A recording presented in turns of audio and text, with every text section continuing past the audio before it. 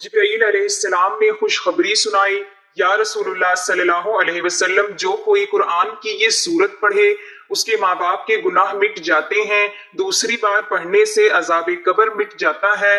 तीसरी बार पढ़ने से जन्नत में सोने का महल बन जाता है। ये वो सूरह मुबारका है। तसव्वुर कीजिए, जिब्राईल अलैहिस्सलाम जो आसमानों के सबसे अजीम फरिश्ते हैं, वही जिब्राईल जो वही लेकर आते थे जब वो महबूब खुदा सल्लल्लाहु अलैहि वसल्लम की खिदमत में हाजिर होकर फरमाते हैं, या रसूलुल्लाह सल्लल्लाहु अलैहि वसल्लम, जो शख्स कुरान की ये सूरत पढ़े उसके माँ बाप के गुनाह मिट जाते हैं। क्या ये कमाले रहमत नहीं? क्या ये कुरान का एजाज नहीं? सिर्फ एक बार पढ़ने से माँ बाप के सदियों पुराने गुनाहों की धूल साफ हो जाए, दूसरी बार पढ़ने से कब्र की तारीकी नूर में बदल जाए, और तीसरी बार पढ़ने से जन्नत में सोने का महल अता हो जाए। तो फिर सोचिए ये कैसी बरकत वाली सूरत होगी, जिसकी तिलावत से न सिर्फ कारी को फायदा पहुंचता है बल्कि उसके वालिदैन, उसकी कब्र और उसकी अब्दी जिंदगी संवर जाती है। अफसोस उन दिलों पर जो कुरान को महज जुज़दान में लपेट कर रखते हैं, और मुबारक हैं वो दिल जिनके सीनों में ये नूर उतरता है। आओ इस सूरह मुबारका को अपनी जिंदगी का हिस्सा बना लें, ताकि ना सिर्फ हमारा अंजाम बेहतर हो बल्कि हमारे माँ बाप के लिए भी बख्शिश का सामान बन जाए। एक रोज जिब्राईल अलैहिस्सलाम वही लेकर नबी करीम सल्लल्लाहु अलैहि वसल्लम के पास हाजिर हुए और खुशखबरी सुनाई कि ए मोहम्मद सल्लल्लाहु अलैहि वसल्लम, आपका जो उम्मती कुरान पाक की ये बाबरकत सूरत एक बार पढ़ता है तो उसके वालिदैन के तमाम गुनाह मिट जाते हैं, दूसरी बार पढ़ता है तो उसे कब्र का आजाब नहीं होगा, तीसरी बार पढ़ने से उसके लिए जन्नत में एक महल तैयार हो जाता है। ऐसा खुश नसीब शख्स है जो कुरान करीम की ये सूरत पढ़ता है। नाज़रीन कराम, इस्लाम में वालिदैन का बहुत बुलंद मर्तबा है, और कुरान करीम और अहादीस मुबारका में बार बार वालिदैन के साथ हुस्न सलूक, उनकी खिदमत और उनके लिए दुआ की तलकीन की गई है। वालिदैन ख्वाह इस दुनिया से रुखसत हो चुके हों या जिंदा हों, उनके लिए दुआए मगफरत करना, सदका जारिया और नेक आमाल के जरिए उनको फायदा पहुंचाना औलाद की सबसे बड़ी जिम्मेदारी है। और खास तौर पर कुरान करीम की तिलावत वालिदैन की मगफिरत और उनके दर्जात की बुलंदी का बेहतरीन जरिया है। आज की इस मालूमाती वीडियो में हम आपके साथ कुरान करीम की एक ऐसी सूरह मुबारका शेयर करने जा रहे हैं कि जिसको एक मर्तबा अगर आप पढ़ लेंगे तो अल्लाह तबारक व तआला आपके फौत शुदा वालिदैन की मगफिरत फरमा देंगे, उनके तमाम के तमाम गुनाहों को खत्म कर देंगे। अगर आप इस बाबरकत सूरत को दूसरी मर्तबा पढ़ लेंगे तो अल्लाह तबारक व तआला कब्र के शदीद अजाब से उनकी हिफाजत फरमाएगा।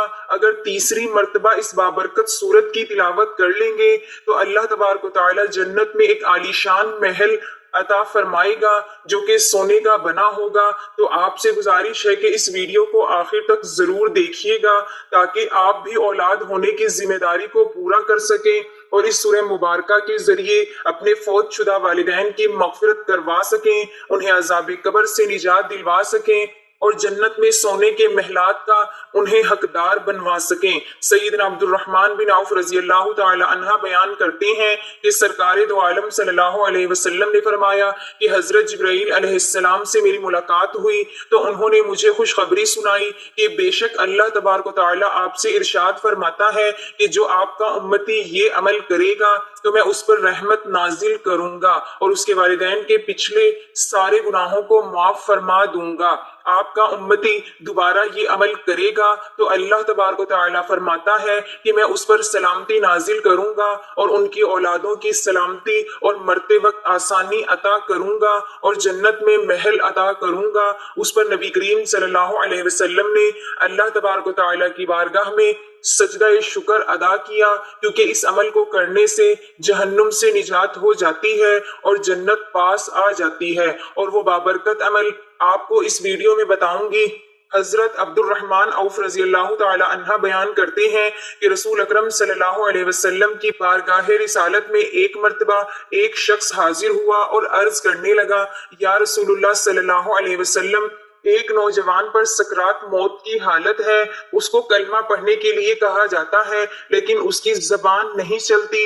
हजूर अकरम सल्लल्लाहु अलैहि वसल्लम ने फरमाया कि क्या वो जिंदगी में कलमा नहीं पढ़ता था? عرض کیا گیا یا رسول اللہ صلی اللہ علیہ وسلم پڑھتا تھا؟ آپ صلی اللہ علیہ وسلم نے فرمایا کہ زندگی میں پڑھتا تھا تو پھر موت کے وقت کس چیز نے اسے روک دیا ہے؟ اتنا فرما کر اللہ کے حضور صلی اللہ علیہ وسلم اٹھ کھڑے ہوئے۔ اب سب حضور اکرم صلی اللہ علیہ وسلم کے ہمراہ چل پڑے اور حضور صلی اللہ علیہ وسلم اس نوجوان کے مقام پر تشریف لے آئے اور فرمایا کہ اے لڑکے کہو لا الہ الا اللہ۔ لڑکے نے عرض کی کہ یا رسول اللہ صلی اللہ علیہ وسلم زبان نہیں چلتی۔ حضور اکرم صلی اللہ علیہ وسلم نے پوچھا کہ کیا بات ہے؟ عرض کیا یا رسول اللہ صلی اللہ علیہ وسلم ماں کی نافرمانی کے باعث۔ حضور اکرم صلی اللہ علیہ وسلم نے پوچھا کہ تیری ماں زندہ ہے؟ کہا ہاں۔ گویا حضور اکرم صلی اللہ علیہ وسلم نے اس کی والدہ کو بلایا اور فرمایا کیا یہ تیرا لڑکا ہے؟ بڑھیا نے عرض کیا کہ یا رسول اللہ صلی اللہ علیہ وسلم میرا ہی لڑکا ہے۔ حضور علیہ الصلوۃ والسلام نے فرمایا اگر دہکتی ہوئی آگ ہو اور تم سے کہا جائے کہ لڑکے کو معاف کرو ورنہ تیرے سامنے اس آگ میں تیرے لڑکے کو ڈال دیا جائے گا تو بتاؤ تم کیا کرو گی؟ بوڑھی عورت نے عرض کیا یا رسول اللہ صلی اللہ علیہ وسلم میں اپنے اس لڑکے کو کبھی بھی معاف نہیں کروں گی کیونکہ اس نے زندگی بھر میرا دل بہت دکھایا ہے اور مجھے خون کے آنسو رلایا ہے۔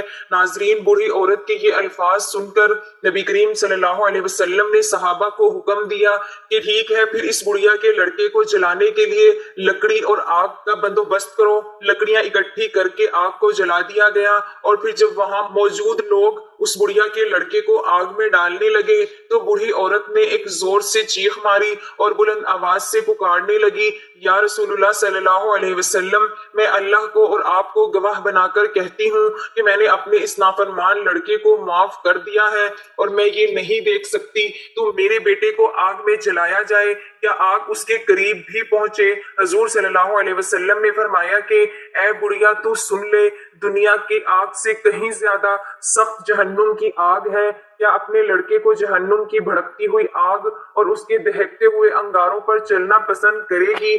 بوڑھی عورت کی ممتا جوش میں آ گئی، عرض کرنے لگی یا رسول اللہ صلی اللہ علیہ وسلم میں اللہ کے نبی صلی اللہ علیہ وسلم کو گواہ بناتی ہوں کہ میں نے اپنے لخت جگر نور نظر کو معاف کر دیا ہے اور اس سے راضی ہو گئی ہوں۔ سرکار مدینہ صلی اللہ علیہ وسلم نے اس نوجوان سے کلمہ پڑھنے کو کہا تو فوراً اس کی زبان کھل گئی اور اس نے پورا کلمہ طیبہ پڑھ لیا۔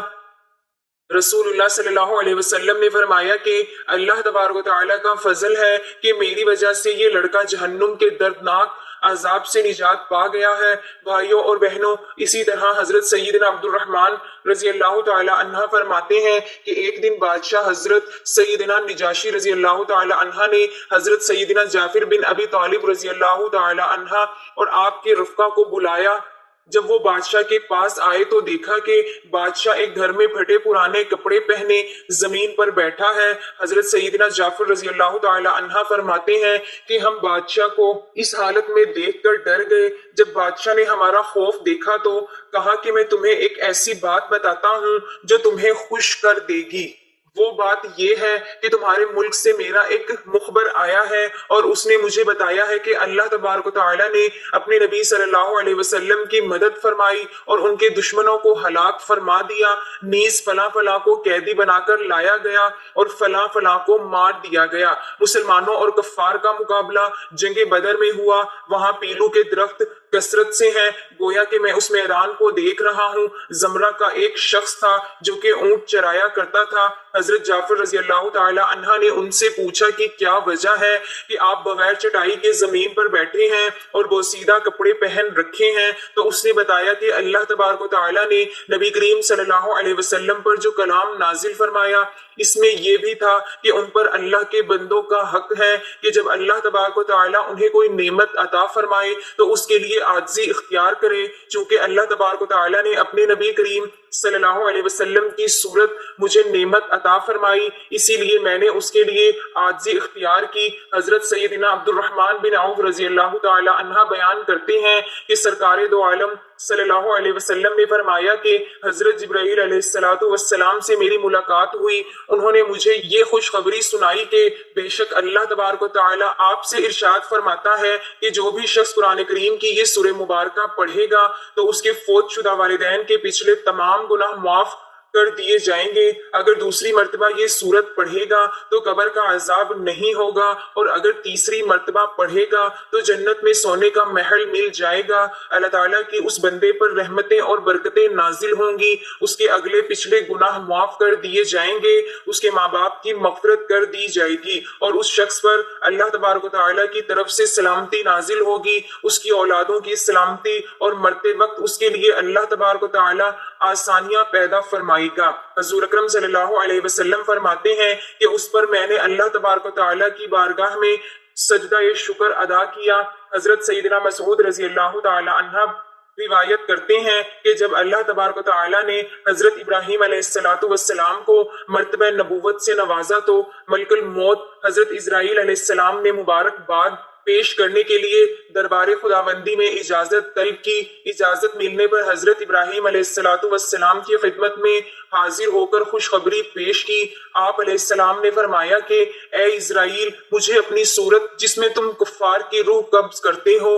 عرض کیا کہ آپ علیہ السلام اسے دیکھنے کی تاب نہ لا سکیں گے۔ فرمایا تاب کیوں نہ لا سکوں گا؟ تو ملک الموت نے کہا کہ اچھا تو آپ علیہ السلام منہ پھیر لیں۔ جب آپ علیہ السلام نے دوبارہ ادھر کی طرف دیکھا تو دیکھتے ہیں کہ ایک کالا سیاہ آدمی ہے جس کا سر آسمان تک پہنچا ہوا ہے، اس کے منہ سے آگ کی بہت بڑی لپٹ نکل رہی ہے، اور آدمی کے جسم کے برابر اس کے بال ہیں، اور ہر بال جڑ سے آگ کی لپٹ نکل رہی ہے۔ یہ منظر دیکھ کر حضرت ابراہیم علیہ السلام پر خشی طاری ہو گئی، اور جب آپ علیہ السلام سنبھلے تو ملک الموت اپنی حالت میں آ چکے تھے۔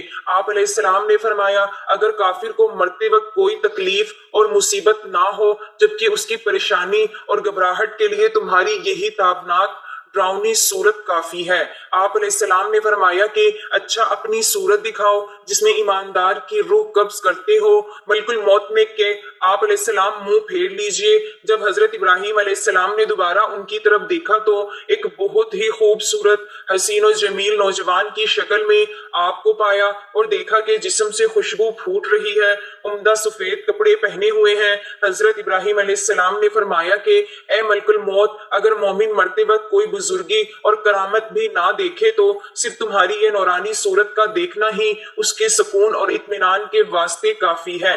محترم ناظرین، اب آپ کو وہ بابرکت سورت کے بارے میں بتاتے ہیں کہ قرآن کریم کی وہ کون سی سورہ مبارکہ ہے جسے ایک بار پڑھ لینے سے فوت شدہ والدین کی مغفرت ہو جاتی ہے، دوسری مرتبہ پڑھنے سے عذاب قبر سے اللہ تبارک و تعالیٰ نجات عطا فرماتا ہے، جبکہ تیسری مرتبہ پڑھ لینے سے اللہ تبارک و تعالیٰ جنت میں سونے کا ایک محل عطا کرتا ہے۔ بھائیوں اور بہنوں، جو شخص قرآن کریم کی یہ بابرکت سورہ مبارکہ پڑھ لیتا ہے تو اس کے ماں باپ کی بخشش اور مغفرت فرما دی جاتی ہے، اور اس پر اللہ تبارک و تعالیٰ کی رحمتیں اور برکتیں نازل ہوتی ہیں۔ اللہ تبارک و تعالیٰ اپنے اس بندے کے تمام معاملات میں آسانیاں پیدا کر دیتا ہے، اور نہایت خوبصورت محل اسے جنت میں عطا فرماتا ہے۔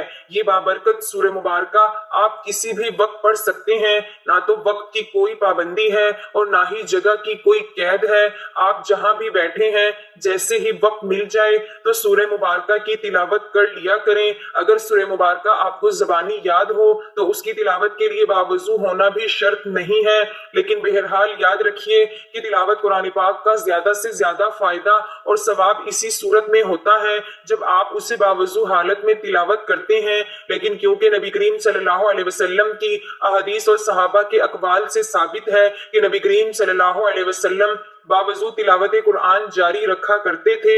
آپ صلی اللہ علیہ وسلم کا یہ فرمان عالی شان بھی ہے کہ ہر وقت اللہ کا ذکر کرو، اس لیے کوشش کریں کہ باوضو حالت میں اس سورت کی تلاوت کریں، لیکن اگر وضو نہ بھی ہو تو بھی اس سورت کو پڑھیں۔ سورہ مبارکہ کے عمل کے لیے آپ نے سب سے پہلے درود پاک پڑھ لینا ہے، اور درود پاک آپ کوئی سا بھی پڑھ سکتے ہیں، لیکن کوشش کیجئے گا کہ درود ابراہیمی یعنی نماز والا درود پڑھیں جو کہ ہم نماز کے درمیان پڑھتے ہیں، کیونکہ یہ سب سے افضل ترین درود پاک ہے۔ حضرت امام حسن رضی اللہ تعالی عنہ فرماتے ہیں کہ جب بھی آقا دو جہاں صلی اللہ علیہ وسلم پر درود پڑھو تو خوش دلی کے ساتھ، خشوع و خضوع کے ساتھ پڑھو، اسی لیے کہ نبی کریم صلی اللہ علیہ وسلم خود درود سنتے ہیں، اس لیے جب بھی درود پاک پڑھا جائے تو اسے پرسکون حالت میں پڑھنا چاہیے۔ ایک بار ثواب کی نیت سے میرے ساتھ بھی درود پاک پڑھ لیں۔